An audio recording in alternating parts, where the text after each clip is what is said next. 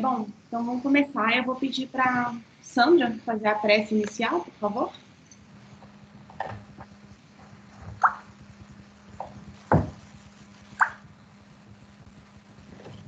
Sandra?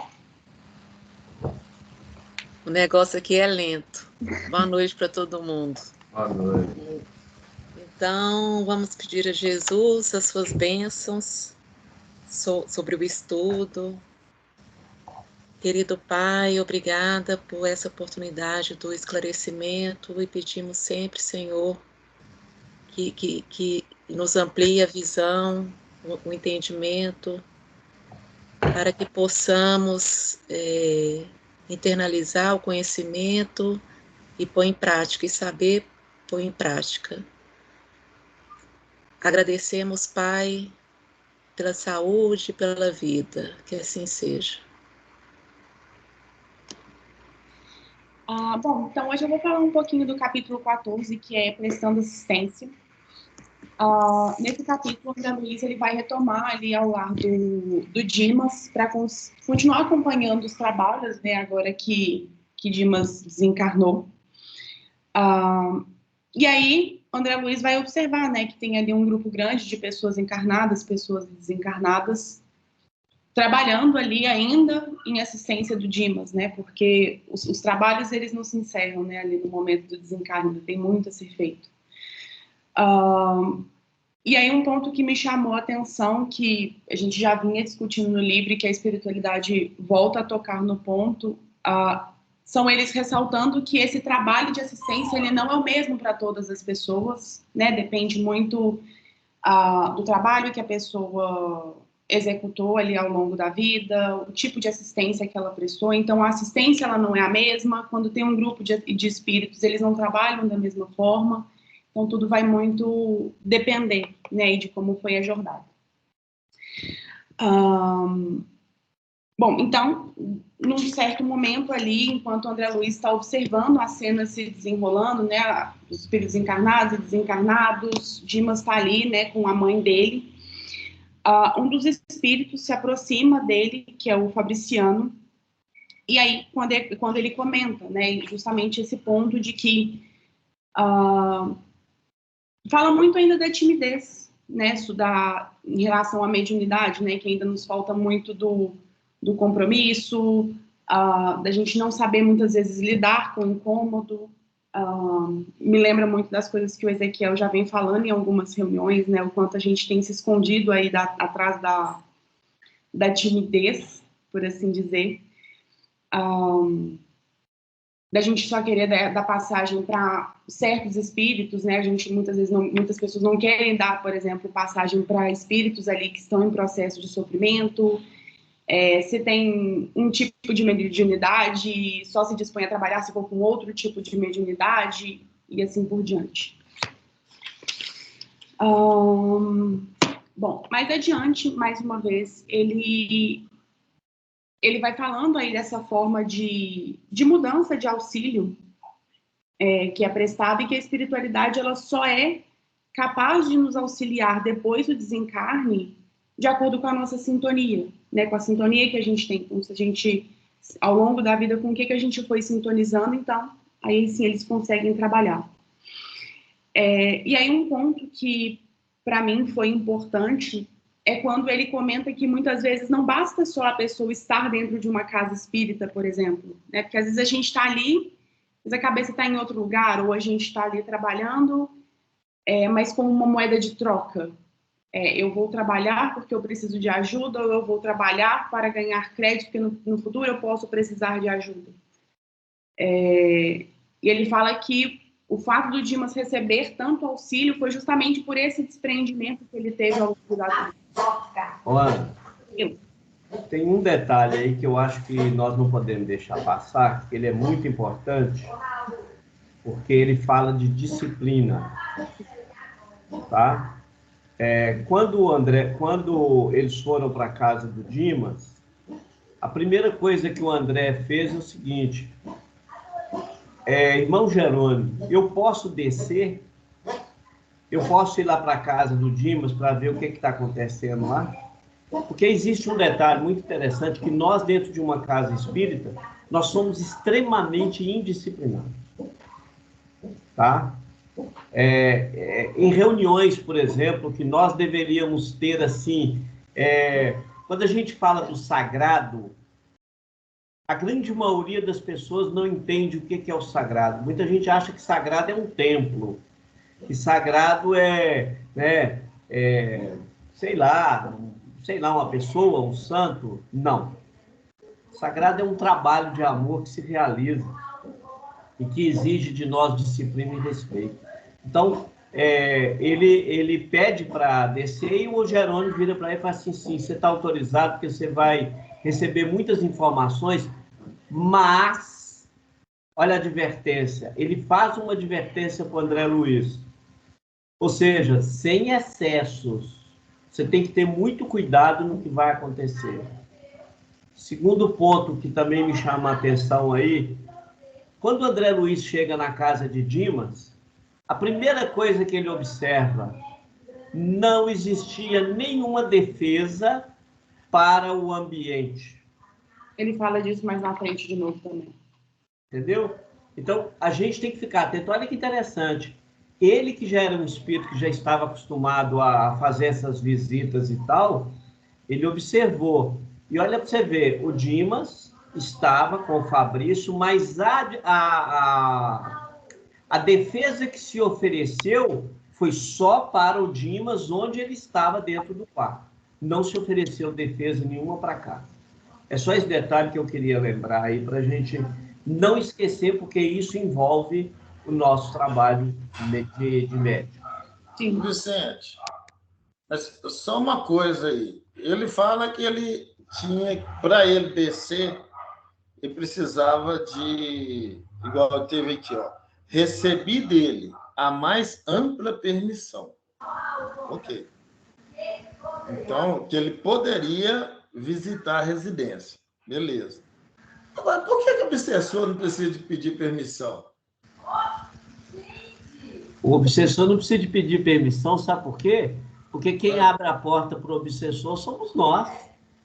Tanto é que ele fala que quando André Luiz chega lá e vê que a casa estava sem nenhuma defesa, ou seja, o obsessor entra pela porta.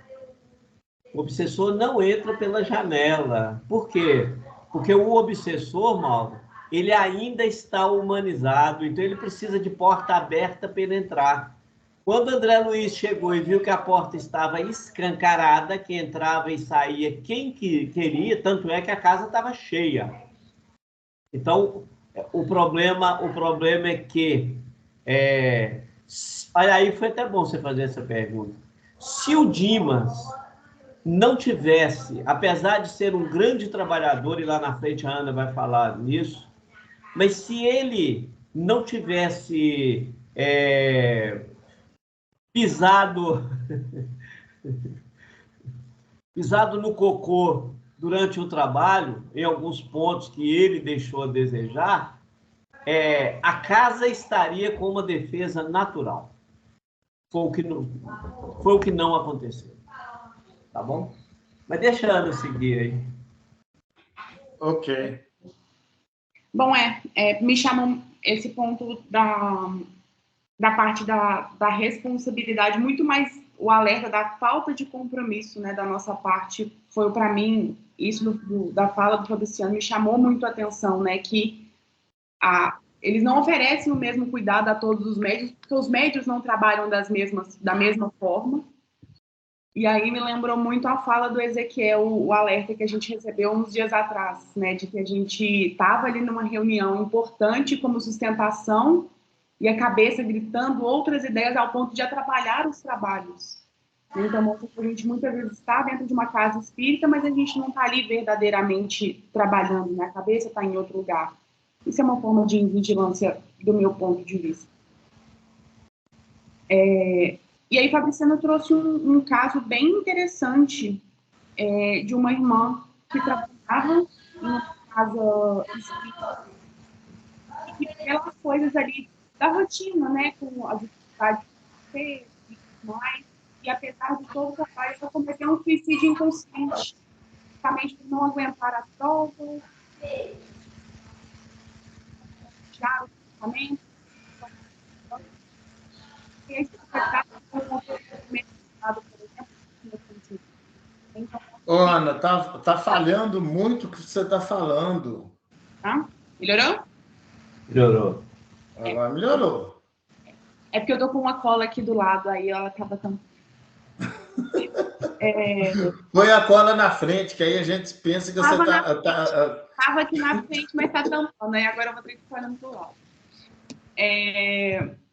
Mas é isso, assim, de que a gente às vezes quer o descanso sem antes trabalhar, né? Então a gente quer buscar a paz sem antes entender que a gente vai ter que passar pelos momentos de dificuldade, pelos momentos de provação, ter resiliência. Ana, eu estava querendo te dar uma sugestão. Pode. O capítulo aí, esse capítulo que começa a falar do Fabriciano, seria muito bom se você lesse ele todo até no 14.3. Sabe por quê? Porque isso aí tudo nos interessa. Por quê? Porque eu entendi que você está sintetizando, mas existem alguns detalhes aí nas falas dele, desde que ele cita o Fabriciano, até na outra página aí, seria muito interessante, porque outro dia mesmo a Estela me questionou sobre o Dimas. Ela me fez um questionamento e eu respondi para ela que eu já tinha estudado algumas vezes essa questão, né? Então ficou muito claro para mim. Então seria muito bom que você lesse. Olha. Bom, então a nobre matrona reconheceu-me comovida, apresentando-me aos companheiros presentes. Um deles, Fabriciano, acolheu-me prestativo, interessando-se pelos informes atinentes ao desenlace. Retalhei-lhe os trabalhos pormenorizadamente. Em seguida, o interlocutor passou a explicar-me. Sempre tive por Dimas sincera admiração pelo proveitoso concurso que soube oferecer-nos. Íntegro a comissão espiritual de serviço que vem atendendo aos necessitados por intermédio dele nos últimos 6 anos. Foi sempre assíduo nas obrigações, bom companheiro, leal irmão. Surpreso com as referências, indaguei. Há, desse modo, comissões de colaboração permanente para os médios em geral? Não me reporto à generalidade, redarguei interlocutor. Porque a mediunidade é título de serviço como qualquer outro. E há pessoas que pugnam pela obtenção de títulos, mas desestimam as obrigações que lhes correspondem. Gostariam, por certo, do intercâmbio com o nosso plano, mas não cogitam de finalidades e responsabilidades. Em vista disso, não se estabelecem conjuntos de cooperação para os médios em geral, mas apenas para aqueles que estejam dispostos ao trabalho ativo. Há muitos aprendizes que não ultrapassam a fronteira da tentativa da observação.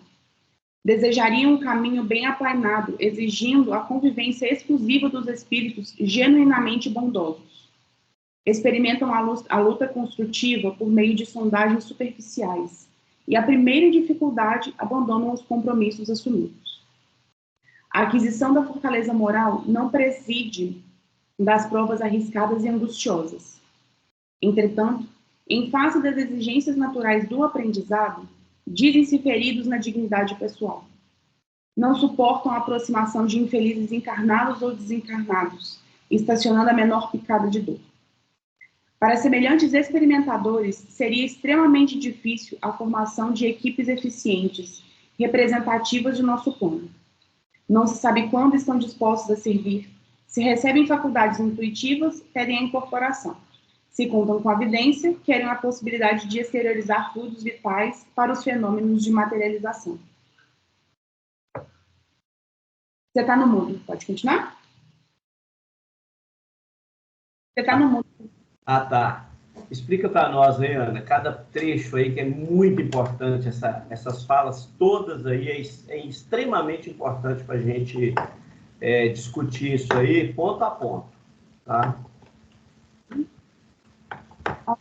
Bom, acho que primeiro, para mim, o que ficou para mim é o ponto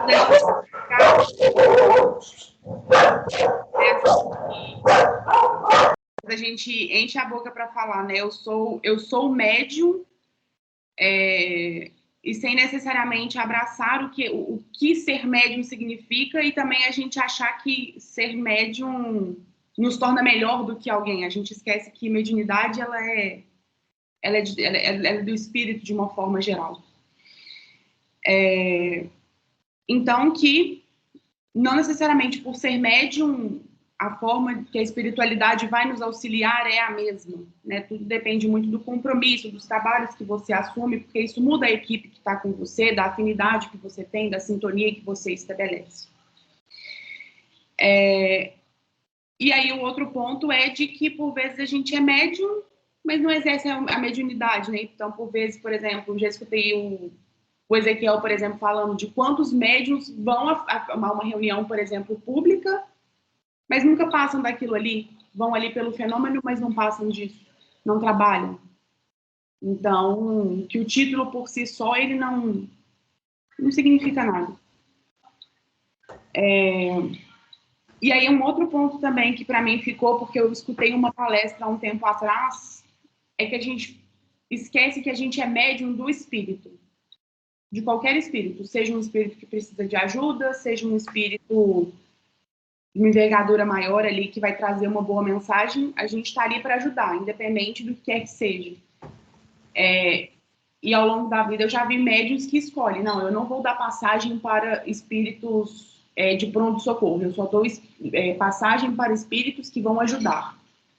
Então, de novo, ser médium não é isso. Já completando, Vicente? De cara ele fala que mediunidade é título de serviço. E quando ele fala que é título de serviço, ele está falando o quê? Título. Título é para quem deve.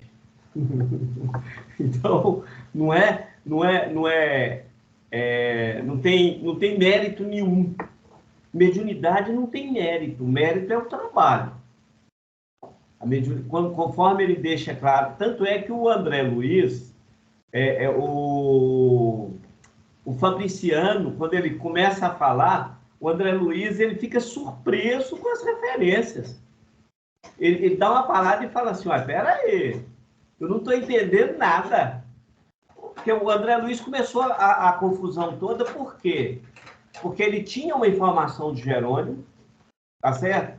Mas olha que interessante os detalhes. Jerônimo não contou tudo para André Luiz.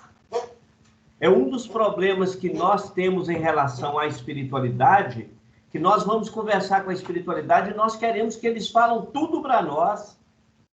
E eles não falam, sabe por quê? Porque tudo tem que vir no seu tempo certo.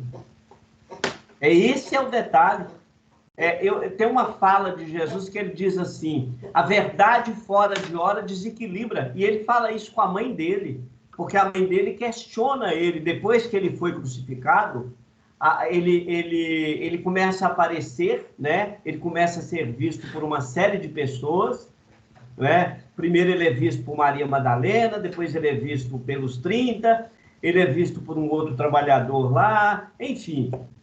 E a mãe dele pega e reclama, fala assim, Jesus, mas por que você não apareceu para mim que sou sua mãe, né? Ou seja, por que você não veio até mim? Por que você não me deu as informações que eu precisava? E ele vira para ela e fala com ela. Até a verdade, ela tem que ser colocada no momento exato, porque senão ela pode trazer distúrbio. Então, ele deixa claro aí, para nós que estamos na mediunidade, nós estamos tendo a oportunidade de trabalhar para poder diminuir o peso de nossa consciência e de nossa responsabilidade. É isso que a gente precisa entender. Então, o que a grande maioria dos médiuns querem? Eles querem ir para uma reunião, participam de uma reunião mediúnica, no dia seguinte ele já apresenta a conta. E o que é apresentar a conta? O primeiro problema que surge, eles querem transferir a responsabilidade para a espiritualidade. Eu, sem citar nomes, mas olha que interessante. Recentemente eu fui quase que alguém me ligou, Vicente, aconteceu um problema aqui, eu trabalho na casa, liga para o Ezequiel, você tem como ligar para ele, liga para ele e pede de socorro para mim. Eu falei, deixa eu te falar, as coisas não funcionam assim não, e você não está contando. Aí eu fui obrigado a ser um pouco indelicado. Você não está com tanto crédito para eu ligar para ele, para obrigar ele a trabalhar para você, não. Porque isso aí é quase uma obrigação. Então, esse é o maior problema. Nós estamos com uma ficha para podermos trabalhar, para podermos ir no desenrola e pagando lentamente nossa dívida, não é isso? Tirando aí a correção, tirando o peso dos juros. Só que aí nós já estamos querendo aumentar a dívida. Então, mas, Vicente, o Chico já tinha avisado isso. O telefone só toca de lá para cá. Eu acho que a gente ainda funciona com a mediunidade muito como moeda de troca, né? Igual fazer promessa, né? A gente vai na casa e a gente coloca que eu estou na casa, então se eu estou na casa, eu não posso ter problemas. Porque eu sou diferenciada, eu estou ali dentro. E mediunidade não significa isso, né? Eu queria fazer uma observação aqui na primeira parte ali. Sempre tive por Dinho uma sincera admiração, que ele fala assim, pelo proveitoso concurso que soube oferecer-nos. E integro a comissão espiritual de serviço que vem atendendo às necessidades por intermédio dele. Ou seja, o trabalho já é da espiritualidade. Sim. Existe uma comissão ali já preparada. O médium nasceu com um compromisso, às vezes, de falar assim, quando você encarnar, sua tarefa vai ser trabalhar com isso, né? Mas e aí ele falou ainda, né, que por 6 anos, e ele foi assíduo, bom companheiro e leal irmão. Quem de nós que mantém uma tarefa mais de que 1, 2 anos na casa, né, que às vezes dura 3, 4 anos, a gente se entedia muito fácil. A gente ia falar, cansei, já fiz muito disso, quero fazer outra coisa. E às vezes tem uma equipe atrás trabalhando, né, nos bastidores ali, que não é que depende, né, mas que se a gente oferecer, igual ele falou, concurso para eles, tipo assim, se a gente oferecer material, se oferecer recursos para eles vão conseguir botar a tarefa, como diz, muito mais facilmente, muito melhor trabalhada, né, para atender os propósitos que foram, né, programados, né? Então, assim, só essa primeira frase aí já dá para a gente pensar muita coisa. Uma coisa é ser intérprete, né? A gente é intérprete, médio é intérprete, doutrinador é intérprete. Então, o trabalho maior... Você imagina, a gente vai para uma reunião de desobsessão. Nós ficamos ali 1 hora e pouco nesse processo, 1 hora praticamente nesse processo. E o resto?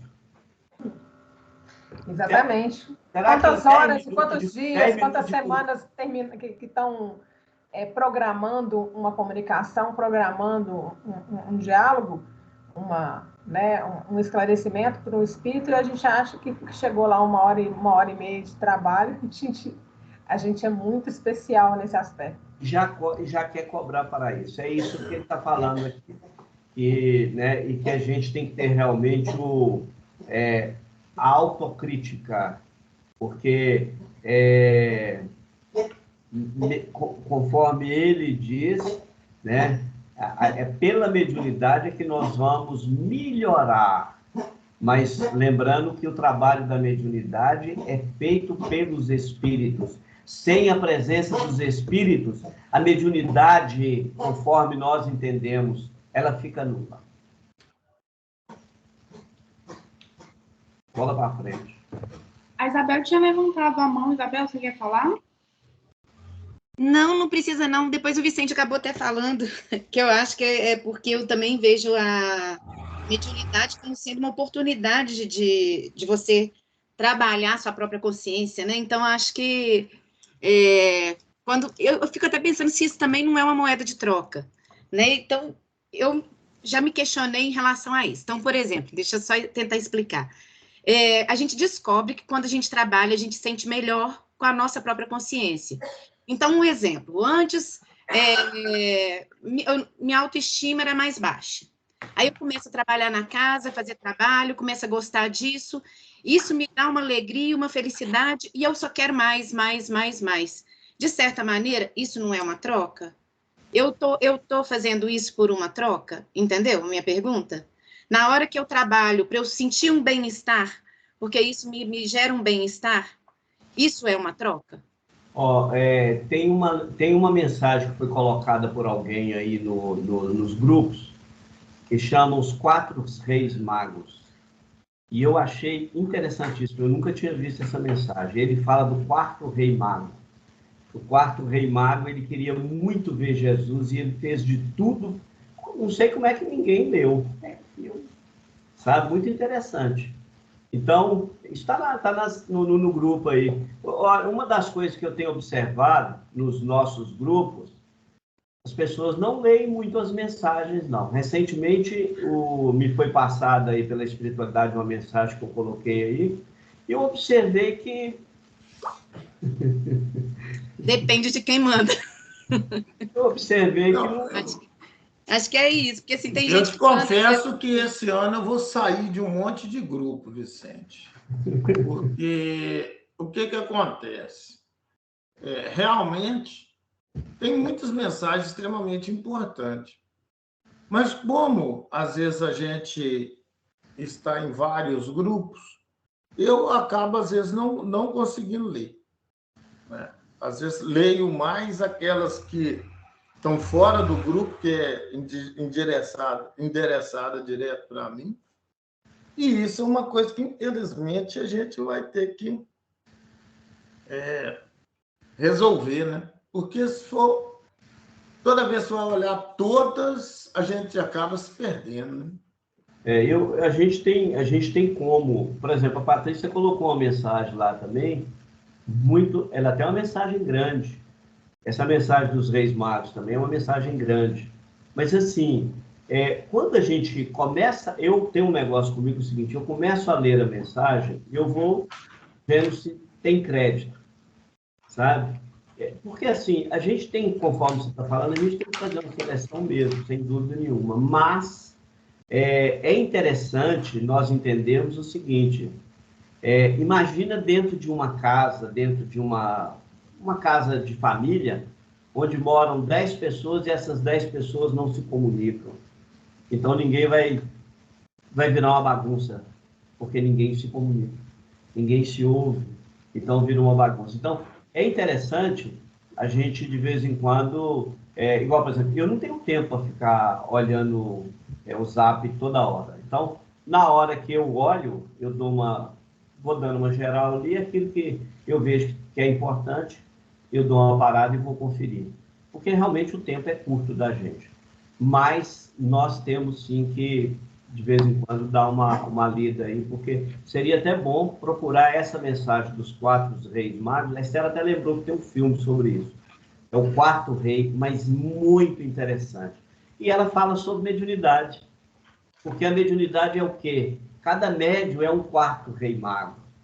Que nós só vamos encontrar Jesus, a gente não vai encontrar Jesus dentro de templo, nós não vamos encontrar Jesus, nós vamos encontrar ele onde tem trabalho.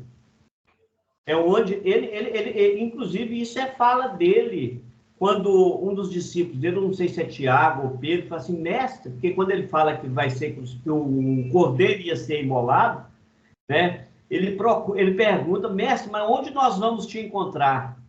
A resposta dele é o seguinte: aonde tiver trabalho a ser realizado, né? Ele fala, a informação é grande, mas sintetizando, onde tiver trabalho, ali eu estarei. E a realidade é essa. E a gente precisa de entender como médico, nós não somos médios de 1h30 de centro espírita, não.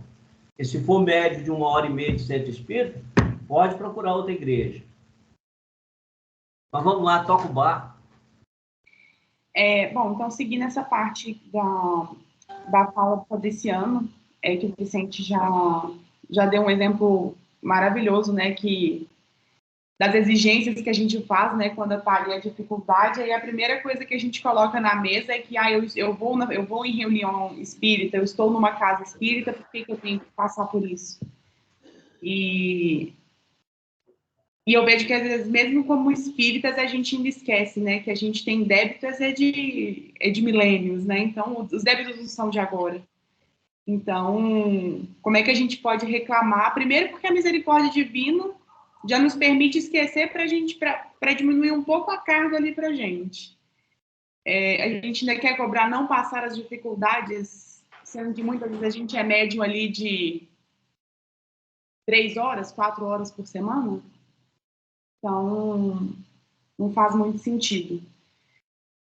E depois ele fala, né, que a gente, por vezes, não suporta a aproximação de espíritos menos felizes, espíritos que precisam de ajuda, e que a gente quer ser médium de um grupo seleto de espíritos, né? A gente esquece que, para isso, a gente precisa de sintonização.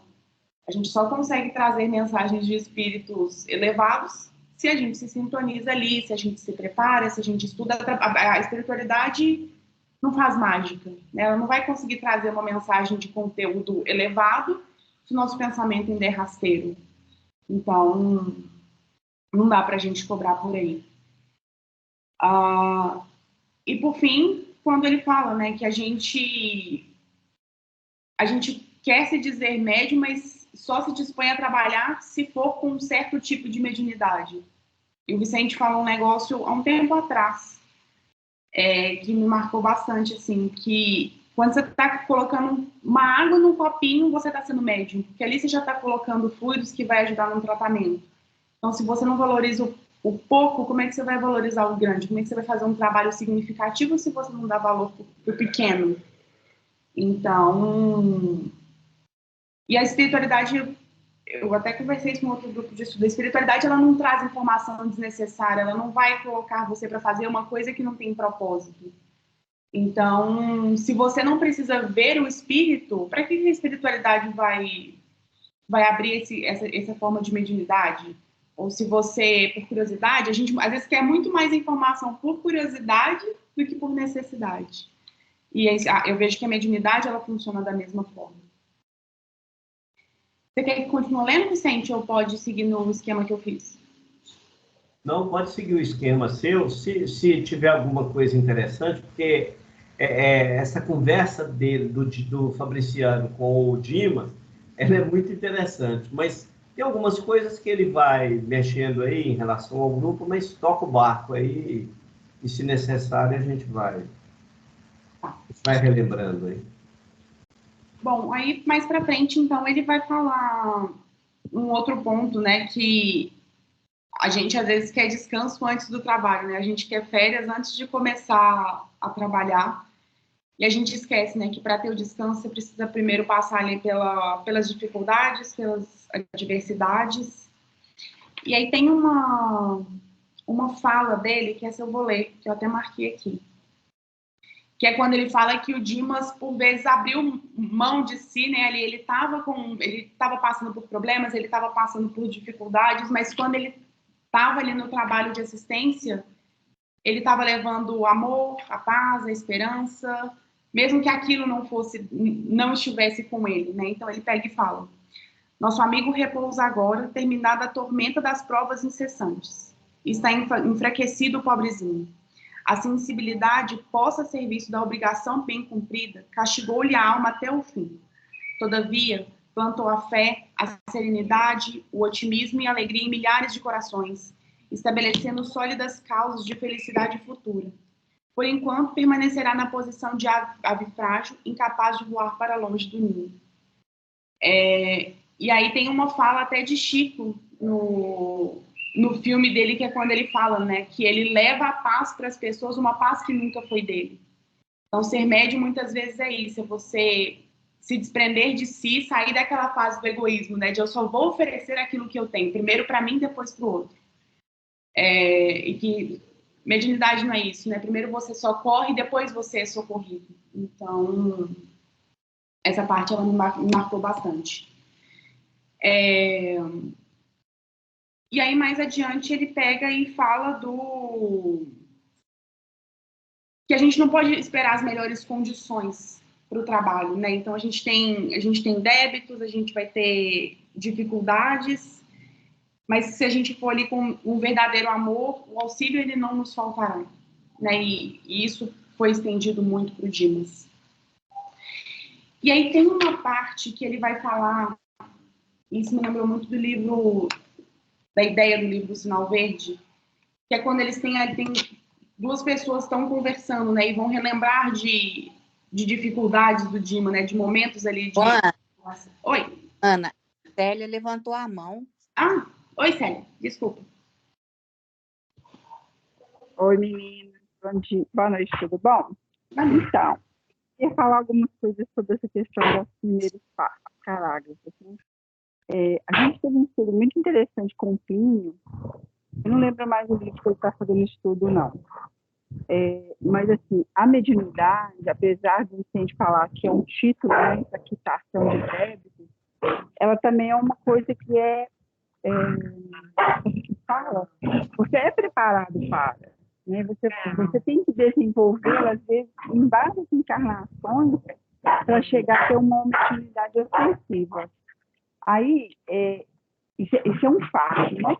Apesar de você estar vindo com um propósito além do seu, né, de ajudar, e você é preparado para isso, e você vai adquirindo experiência. Outra coisa que a gente não pode esquecer é que mediunidade ofensiva é coisa de hoje. O futuro, a mediunidade, ela não vai existir. Todo mundo vai comunicar com o mundo espiritual. Hoje, a mediunidade mais importante é a intuitiva, que a gente não dá lufas para ela. Né? Muitas vezes, você não é um médium de trabalhar numa mesa mediúnica, mas no dia a dia seu, você é intuído.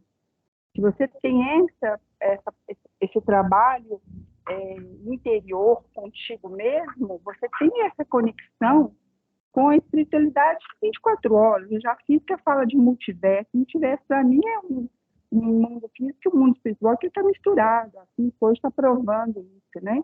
Que existem outros padrões vibratórios, a não ser esse dentro que a gente está vendo. Então, essa mediunidade que a gente precisa de lapidar em nós, porque a espiritualidade está o tempo todo em contato conosco, né? Não só com aqueles ofensivos. Os ofensivos, eu acho que tem um trabalho. O Vicente, por mais que você fale que a pessoa é um devedor, todo mundo né? Todo mundo só que o propósito do trabalho das pessoas que têm a mediunidade ofensiva é muito difícil, porque assim, você da passividade, você deixar um espírito se manifestar através de você, isso é desgastante. E você tem que ter um equilíbrio, uma evangelização, para você não cair na vibe daquele espírito, porque muitas vezes você dá passividade, você fica com aquela energia ainda, você precisa de aprender a desligar aquela energia do espírito que está ali junto com você, se manifestando, né? Então, ele tem que ter um equilíbrio muito grande e é desgastante para esse médium, é o que dá passividade. Outra coisa, visão, eu não quero ter nunca, porque assim, eu não sei se eu tenho preparo para ver o que a gente está vendo, o que a gente não está vendo. Porque para você ver e ouvir, você tem que ter um equilíbrio, porque senão você enlouquece, né? Tem um livro do Bezerra de Menezes que ele fala sobre loucura sobre o novo prisma. O que tem lá nos ofícios?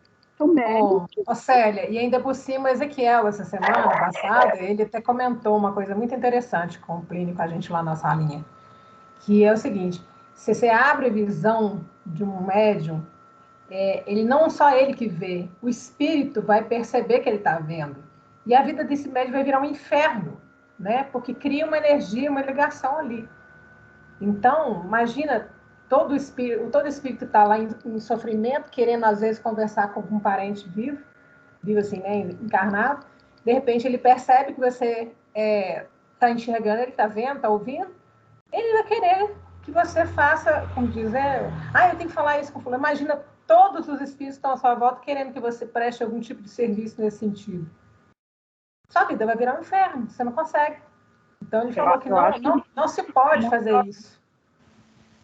você tem que pensar muito o que você quer, porque eu tenho uma fala, que eu falo muito para vocês, cuidado com aquilo que você deseja, porque pode virar realidade. E você está preparado para o tranco que vem ali na frente? Porque é muito fácil você desejar, mas será que você sabe o que você está desejando? Vicente, abre meu microfone. Ô, Célia, o livro Os Mensageiros, ele praticamente fala só... Inclusive, eu acho que seria até bom, depois que terminar esse livro, a gente estudar o livro Os Mensageiros. Por quê? Porque ele fala só sobre os médios falidos. Então, o grande problema é o seguinte, conforme ele diz aqui, é uma ficha de serviço. Só que quando a gente chega aqui na Terra, a gente esquece dessa ficha de serviço. Por quê? Porque nós queremos ser felizes a todo custo. E nós somos desculpistas sem dúvida nenhuma. Nós temos resposta para tudo, nós temos desculpa para tudo. E esse capítulo do Dimas aqui, olha para você ver, Dimas era um trabalhador. Dimas não era qualquer pessoa. A Ana lembrou aí, ele trabalhou 6 anos seguidos, praticamente completo. O cara não deixava de ir à reunião, não deixava de ir ao trabalho, ele estava ali, ele era assíduo, tá certo? E o André Luiz questionou, mas peraí, se ele era tão bom assim, por que ele está sofrendo tanto no desencarne? E a resposta vai vir lá na frente. Por que ele está sofrendo? Nem é totalmente culpa dele, é culpa nossa, sabe?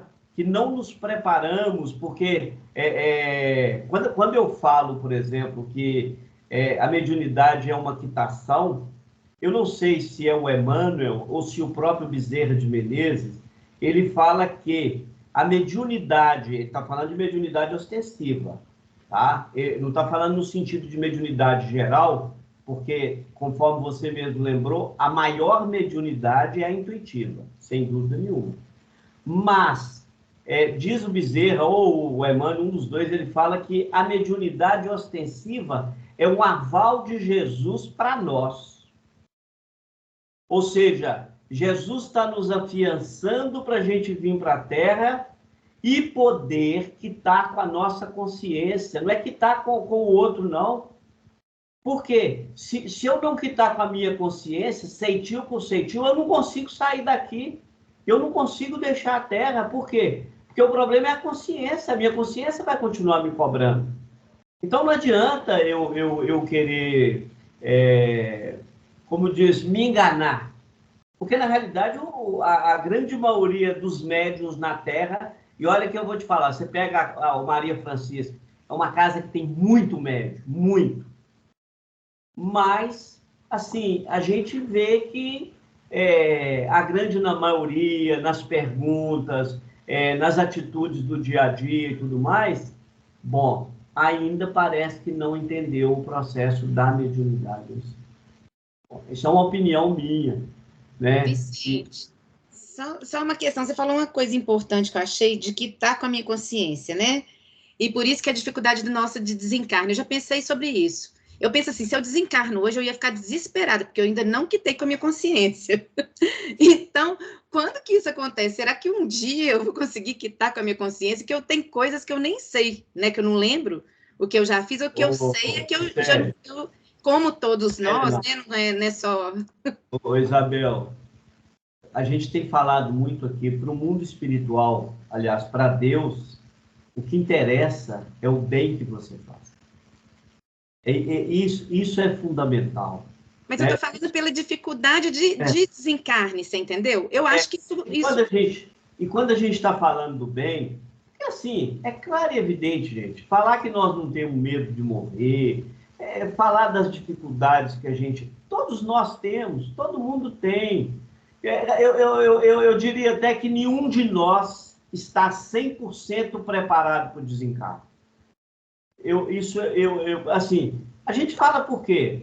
A gente vai conversando com um, conversando com o outro e tal, e você vai tendo uma ideia formada sobre cada um.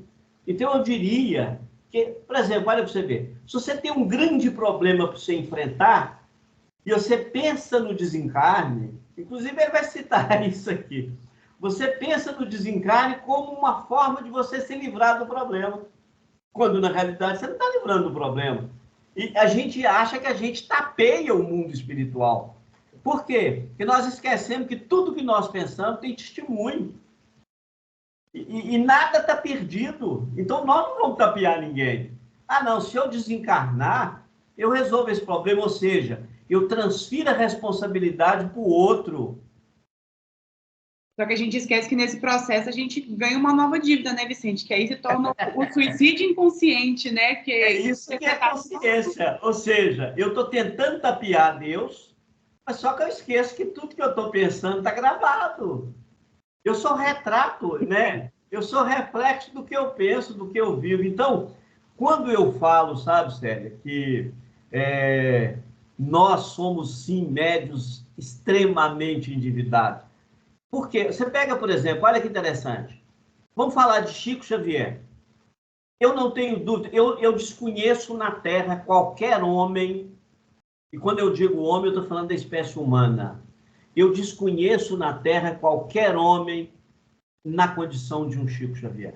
Pode até ter, mas eu nunca vi. A espiritualidade não tem nenhum até hoje, não apareceu até hoje, ninguém igual o Chico. Então, é o seguinte, nós temos um monte de médios trabalhadores, sem dúvida nenhuma, mas Chico era o seguinte, o Chico era irmão de todos. O Chico não fazia distinção de A, B, C, D, não fazia. Então, esse é verdadeiramente um cristal.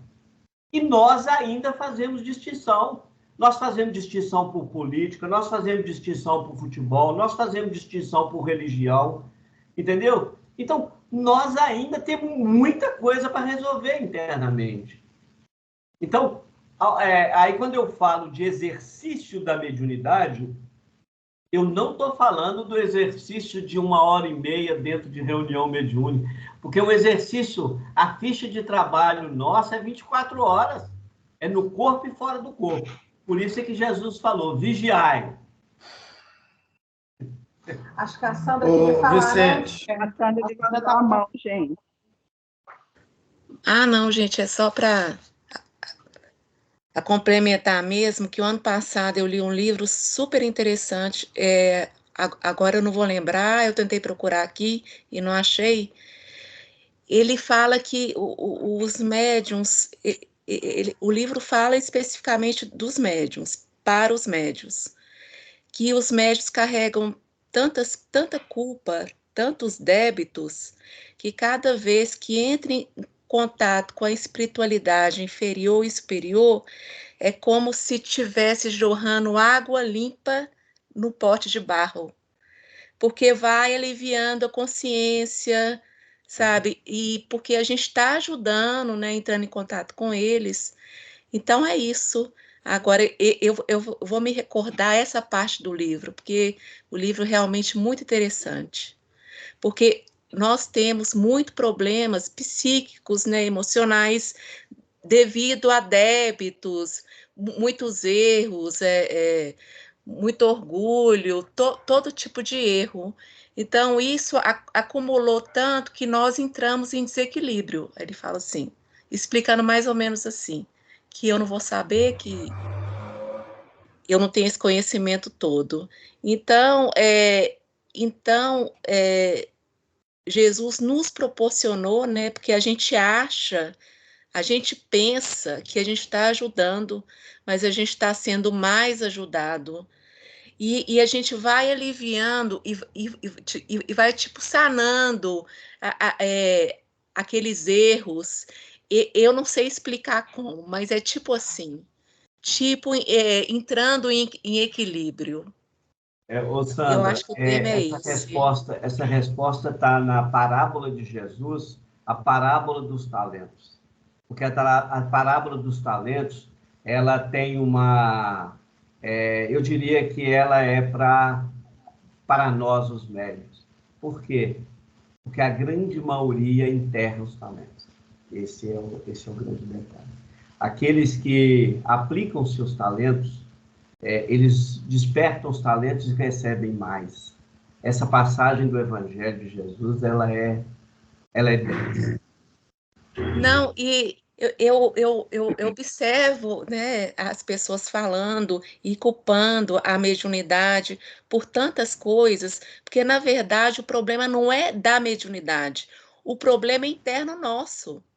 Se eu estou desequilibrada, desequilibrada não é porque por causa da mediunidade que tem um tanto espírito aproximando. Não, porque o desequilíbrio é meu. Aí eu fico observando que as pessoas falam, não, mas eu estou indo na casa é para ajudar, porque eu mudei essa visão, porque eu tinha essa visão também. Nós vamos para ser ajudados, porque nós estamos desequilibrados ainda. A gente não está no equilíbrio perfeito.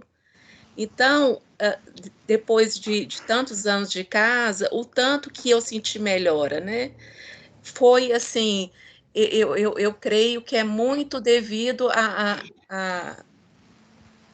esse equilíbrio, a esse contato, ao estudo. Então, eu ajudei, mas eu fui 1000 vezes mais ajudada.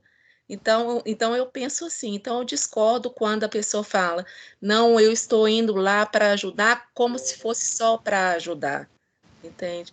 Eu não sei se eu me fiz clara, mas assim, eu acho que o pensamento é esse.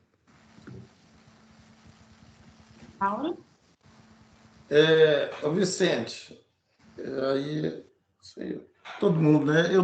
Eu tenho o seguinte, eu acho que não dá para estabelecer uma regra geral e falar que todo médium ele está ostensivo e que ele tem uma dívida muito grande e tal. Porque a gente vê que muitos vêm para dar uma arrancada na sociedade, para realmente para ajudar. Não estou falando que ele seja perfeito, não. Tá? Mas eu entendo que tenha mediunidades também que vêm para ajudar o próprio movimento espírita para termos aí exemplos positivos, exemplos que vão puxar e alavancar aí o desenvolvimento da própria informação. Eu não digo que os que têm as suas dívidas não poderiam fazê-lo. E fazem, sim. Mas que a gente não pode colocar uma regra, na minha visão, colocar uma regra que todos são extremamente endividados. Não, eu acho que sim. Eu acho que existe um equilíbrio, existe uma balança, né? Onde temos aqueles mais endividados e que têm essa como oportunidade, temos outros menos um pouco e temos aqueles que vêm realmente como uma missão de liderança. Estaria falando de missionários, médios missionários. Sim. Eu vou te ser muito franco. Aqui na Terra, por mais que a gente receba os missionários, e eles existem, mas eles não vão para frente da televisão. Eles ficam no anonimato, o trabalho deles é no anonimato. E vou te falar uma coisa, olha que interessante. Se nós avaliarmos bem, você não vê um médium que veio para a Terra e que exerceu a mediunidade numa amplitude muito grande, nenhum deles lhe foi tirado o sofrimento e a dor, por incrível que pareça. Não, isso aí... Chico Xavier sofreu 93 anos de sua vida, por incrível que pareça. Divaldo Pereira Franco, que é uma referência boa também, mas nem se compara a Chico, sofre desde criança. Quantos médios nós vemos aqui, médios que vieram... Quantos médios vieram... Estela fazendo deboche de mim aqui, ó. Quantos médios vieram à Terra, né? E que nenhum deles é tirado a dor, não. E eu tenho a prova disso, olha que interessante. Chico Xavier estava com o Zé Arigó. Zé Arigó foi lá em Uberaba fazer uma visita para Chico e foi tirar algumas dúvidas. E aí, o que aconteceu? O espírito do Fritz virou para o Arigó e falou assim, Arigó, fala com o Chico que eu vou operar o coração dele, mas nunca ele vai ter problema de angina. Porque o Chico tinha um problema sério cardíaco. Aí o Emmanuel vira para o Chico e fala, Chico, não aceita, porque a angina é que não vai permitir que você saia do caminho. Se tirar a angina do seu peito, você vai sair do caminho, porque você vai se sentir muito livre para você bater asas. E olha que interessante, nós estamos falando de uma situação de espíritos. Emmanuel e o Fritz estavam no mesmo ambiente. Mas por que Fritz não estava vendo o Emmanuel? Porque os dois poderiam ter conversado lá e o Emmanuel virado para Chico e falou, Chico, ó, conversei com o Fritz aqui, não aceita isso não, porque o Fritz não vai fazer a cirurgia, porque não é bom para você. Mas por que os dois não conversaram? Está no livro lá. Agora, olha, está no livro Lindos Casos de Chico Xavier. Agora, olha que interessante, Mauro. Eu quero estar errado. Eu quero estar errado. Mas dentro de tudo que eu estou estudando, tudo, 99,9,9,9,9,9% de nós médiums somos endividados com a nossa consciência. Tanto é que eu citei aqui a parábola dos talentos, e além disso, Jesus ainda fala sobre a vigilância. Então, assim, o que acontece? Olha para você ver. Você pega lá dentro do templo evangélico, quantos pastores estão ali para exercer a mediunidade e vão falir? São poucos que vão conseguir realmente chegar no plano espiritual com a ficha de trabalho cumprida. Quantos padres vão falir? Quantos dirigentes budistas vão falir? Quantos dirigentes de reuniões espíritas, quantos médios vão falir? Sabe por quê, Mauro? Porque a gente na mediunidade, eu acabei de citar isso aqui, e a gente, lá atrás, ele explica por que o Dimas estava passando por aquela situação. Olha para você ver, é a mesma coisa de eu desencarnar, o Ezequiel pegar e transferir a responsabilidade do desligamento para outro grupo. É o que aconteceu com Dimas. Ele trabalhava com o Fabricínio aí já há muito tempo, né? E, no entanto, quem estava fazendo todo o processo de desligamento era outro grupo de trabalho. E isso em razão de determinações superiores. Ele deixou bem claro isso aqui. Agora, para um camarada que estava com uma ficha de trabalho quase completa, e ele ainda teve algumas dificuldades, então, meu caro, O que faltou? nós precisamos... Isso aqui está lá na frente, eu não vou adiantar, não. Eu não vou adiantar, não, porque eu acho que todo mundo tem que ler. Porque se a gente deixar só para quem está fazendo o estudo, eu acho que não fica legal. Sabe? Todos nós temos que ler o capítulo, até para a gente poder conversar. Sabe? Sim, sim. Até para poder conversar. Porque realmente cada capítulo desse livro é interessantíssimo para o exercício da mediunidade no aspecto geral. Deixando claro que mediunidade não é para ser exercida em 1h30 de reunião mediúnica. Mediunidade é para se viver 24 horas por dia. Isso é claro. Se eu venho com a ficha de serviço para a Terra, eu não vim com a ficha de serviço para exercer mediunidade só lá na hora, no centro, em 1h30 de trabalho.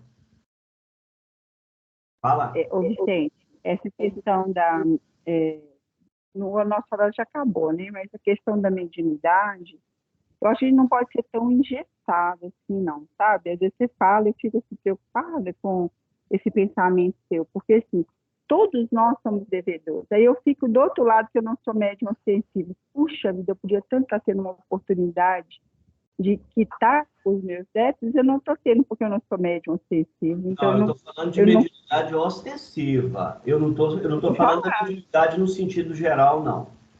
Não, então, aí você pode ver o outro lado. Por exemplo, eu não tenho mediunidade ostensiva e penso assim, ele está tendo a oportunidade de quitar com a lei e eu não consigo.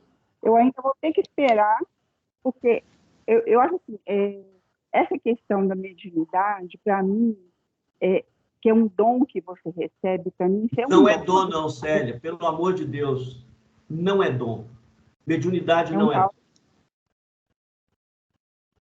Não é dom. Aí você coloca como o quê? Como um talento? Mediunidade é ferramenta de trabalho. Olha que interessante.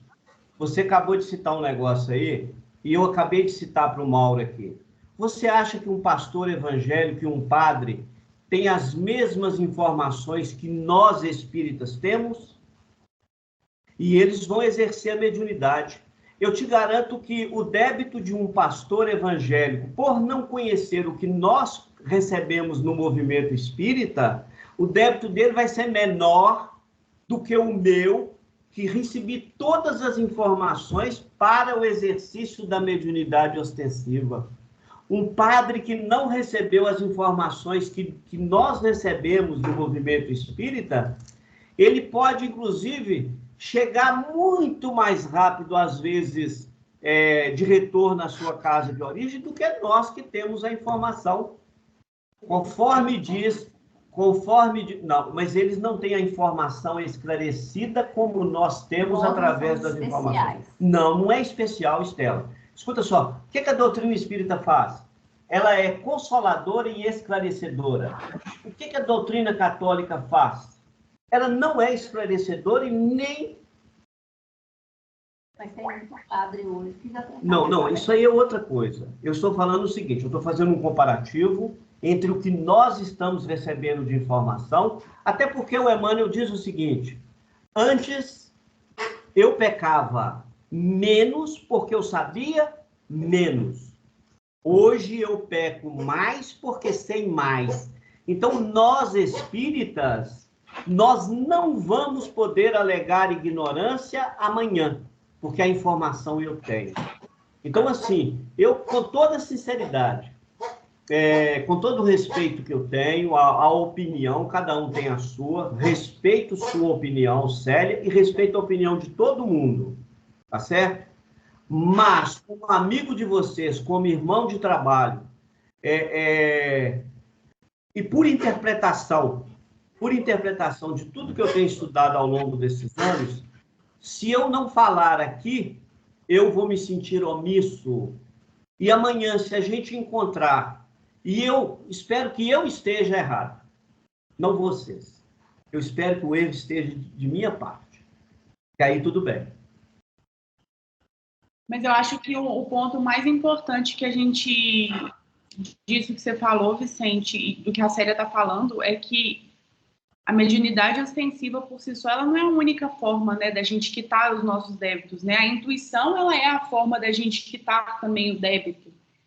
A gente, como médium, a gente educa muito mais pelo exemplo, né? A gente, igual a gente já falou 1 milhão de vezes, né? A gente está o tempo todo sendo observado por outros espíritos que são colocados ao nosso lado para aprender com a gente. A gente está fazendo um processo de doutrinação, é um processo ainda assim mediúnico. Mas enquanto a gente não aprender a calar nossa mente, a parar de querer buscar a resposta na espiritualidade só fora, por exemplo, eu só vou dar um passo na minha vida se primeiro eu conversar com Ezequiel. E se aprender a calar sua mente, o seu mentor espiritual, ele vai te intuir. Ele está ali para isso, você está acompanhada para isso, você não está desassistido. O Ezequiel, ele precisa ser um último recurso, né? Ou um recurso para aqueles que ainda não têm o esclarecimento que a gente tem. Mas a gente, como médium, que está aqui estudando e tudo mais, se a gente entender que se a gente calar a nossa mente um pouco, aprender a sair um pouco da loucura da vida e calar a nossa mente, você vai ser intuído, você vai quitar o seu débito de outras formas. A mediunidade, ela não tem um jeito. Ana, eu peço até desculpa aos companheiros, conforme diz Estela, talvez a forma que eu falo, eu posso ofender, eu posso machucar. A Estela sempre me fala isso. Mas podem ter a certeza de que, primeiro, eu não sou dono da verdade. Segundo, eu sou curioso. Terceiro, eu me esforço um tanto porque eu não tenho formação nenhuma acadêmica. Eu só tenho o 2º grau que eu fiz de supletivo, e eu tenho orgulho de dizer isso. Né? Mas eu me esforço todos os dias para ser melhor. E quando eu tenho realmente uma dúvida, eu pesquiso, eu corro atrás, e não tem dúvida que os livros estão trazendo as informações. Então, assim, eu não posso ficar preso apenas a um conceito. Eu tenho que pegar vários conceitos e, dentro deles, a gente fazer essa peneira. É a mesma coisa, por exemplo, o Mauro citou aí, né? Nem todos teriam dívidas. Olha que interessante. Se a gente não tivesse dívida, o que a gente vinha fazer na Terra?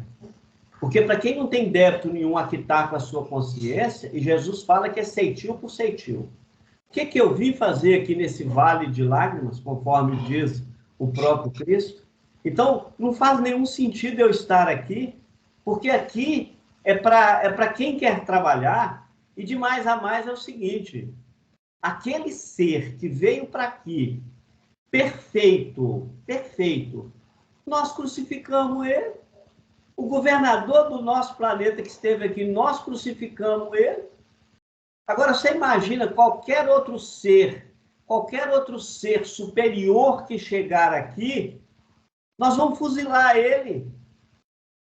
Porque a realidade é essa, infelizmente,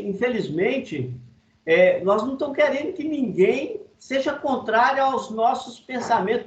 Por que nós estamos divididos no mundo? Nós estamos divididos pela religião, pela política, pelo futebol e, inclusive, pelos conceitos. Nós estamos divididos, essa é a realidade. Enquanto nós estamos divididos, o que acontece?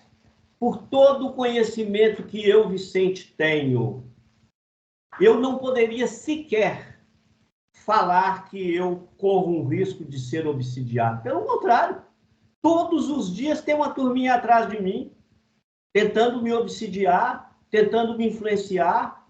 As pessoas acham que o Ezequiel não deixa nada acontecer com o Vicente. Eu que não vigio não para me ver. Minha filha, vocês não têm noção do que acontece comigo. Então, todo dia, eu na caminhada, eu faço caminhada todos os dias e não tem hora. Vocês não têm noção. Mas o que acontece? Eu tenho um propósito nessa terra. E meu propósito é de melhorar. Eu tenho que sair daqui melhor do que eu cheguei, porque eu sou um espírito endividado com a lei do Cristo e eu quero melhorar. Por isso é que eu me esforço muito, tá certo? Mesmo errando. Então, eu peço desculpas aqui para os meus companheiros, meus irmãos, e às vezes o jeito que eu falo pode ferir, mas a minha intenção é sempre de auxiliar para que a gente esteja de mãos dadas, como diz o Ezequiel, que a gente possa usar um quartinho. Nenhum ensinamento que sai com amor, ele soa como grosseria, Vicente. Não, mas às vezes a forma... Olha, eu ando... Depois que a espiritualidade tem falado aí, eu tenho ouvido muito outros companheiros também falar, né? Um dia desse eu estava ouvindo o Haroldo fazendo um comentário, né? E ele falou quase igual o Ezequiel. Nós espíritas estamos numa timidez, mas a nossa timidez é para servir o Cristo, não é para servir o mundo. Para servir o mundo nós não estamos tímidos, né? Então, realmente é bastante complexo. Mas o estudo, Vicente, eu acho que é salutar essa apresentação de ideias, né? Sim. Porque se tiver todos com a mesma, vamos falar assim, com a mesma visão, é muito difícil, né? Eu acho que nós vamos discordar. É por isso que a gente casa, Mauro. Olha o sofá. Gente, Vou deixa eu falar perguntar uma se coisa. você trocou o sofá, você tá com o sofá novo, hein? Ô, Vicente, desculpa os outros, mas eu não senti nenhuma grosseria da sua parte, mesmo porque que eu estou ciente que a gente está no planeta de provas e expiações, que a nossa situação não é nada boa, sabe? Não é mesmo. Assim, essa é a forma que eu penso, é uma forma como você pensa e cada um tem o direito de pensar o que quiser. Agora, eu não senti nenhuma forma de grosseria da sua parte, Tá bom. na minha opinião. A Célia quer falar? Eu quero falar, mas eu não sei se meu microfone está dando para ouvir aí, tá? Agora tá. Então, eu acho o seguinte, olha, todo mundo aqui é devedor, senão ninguém estava aqui, né? Que aqui não tem nenhum missionário. Esse grau de dívida, né, depende desse projeto encarnatório nosso. Mas, independente de se você é um médium ostensivo ou não, a nossa obrigação é nos melhorar. A sua fala final é interessante. Qual é o teu propósito aqui? Você está reencarnado para melhorar. Você tem a mediunidade ostensiva e um trabalho árduo, né? E você percebe todo esse processo dos espíritos a teu redor tentando te persuadir. Só que nós não percebemos, né? A gente, às vezes, é persuadido sem saber. Por quê? Porque a gente não vigia, a gente não se instrui, a gente não se policia, né? A gente não faz esse trabalho sério, porque por mais que a gente fale que não é uma troca, mas é uma troca, porque quando você se instrui, quando você se evangeliza, quando você frequenta uma casa que as pessoas têm o mesmo padrão de vibração que o teu, você está procurando se melhorar, né? Porque senão você ficaria estagnado. E o que a Sandra falou é assim, um vaso com água parada, ele dá lodo. Então, quando você troca a energia, Sandra, que é o processo mediúnico, você está movimentando a água. Quando você movimenta a água, ela não vira lodo. Então, por isso que a energia não pode estar estagnada. Mais ou menos um paralelo que se faz aí, né? Todo mundo sabe que água parada vira lodo, né? Ela apodrece. Então, a gente não pode deixar, que o Vicente chama de, não é dom, que é talento, que é ferramenta, né? É mais uma ferramenta. E a gente pode usar outros tipos de ferramenta, quem não tem a mediunidade ostensiva. Às vezes você pode virar um bom dialogador, né? Conversar, você pode ser um doador de energia, sustentação. Então, assim, existe várias coisas. E as pessoas, como a Ana falou no início do capítulo, o pessoal acha bonito ser médium, vidente, audiente, né, psicógrafo. Então, na verdade, tem muita mediunidade que ela é favorável. E assim, quando a gente vai numa sala de desobsessão, você percebe que quem está na sustentação é tão importante quanto quem está na passividade lá, né? Você vê o trabalho de Ezequiel no Natal, ele pediu um grupo grande para ajudá-lo, porque ele falou que a energia era muito heterogênea para ele, né? E para desgaste do médium que estava dando passividade para os outros espíritos. Então, olha para você ver que interessante, né? A única pessoa que deu passividade foi você. Você citou isso aí, e depois eu fiquei... A minha irmã e meu cunhado estiveram na reunião.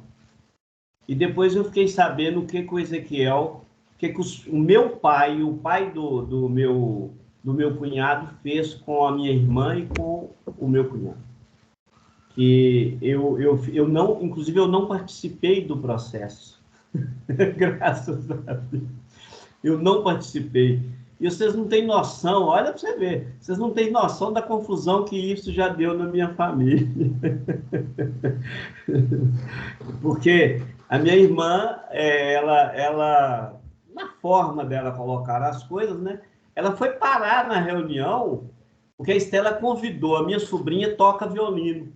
E a Estela convidou a minha sobrinha para tocar. E ela, né, eu que dei o violino para ela, e aí ela acabou indo para a reunião e tocou. E ela toca muito bem. ela é uma criança ainda, né? E acabou que a mãe foi junto e o pai dela foi junto. O que aconteceu?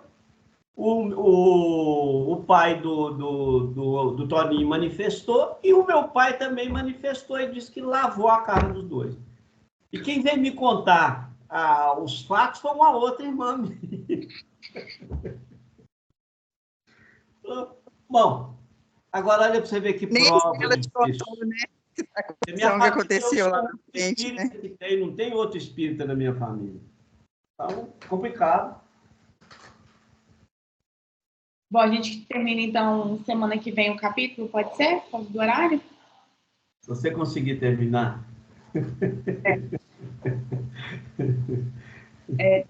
Bom, então, para Se a gente deixar, você termina. Combinado. Eu quero terminar 2025 fechando o capítulo. Vou pedir para a Patrícia fazer a oração para a gente encerrar.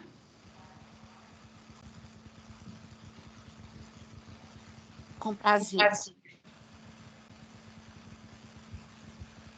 Hoje a gente se encontrou lá, né? No supermercado. Foi um prazer enorme. Igualmente.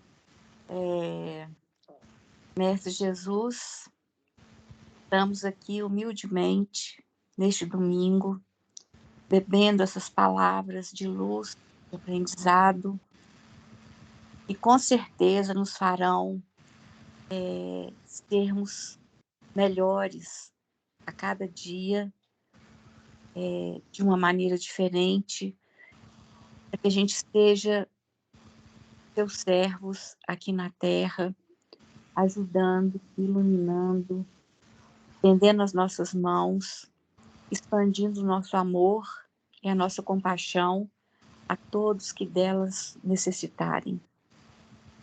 Dessa forma, agradecemos a oportunidade de estarmos juntos, unidos, formando esse grupo que irradia muito amor e muita vontade de servir.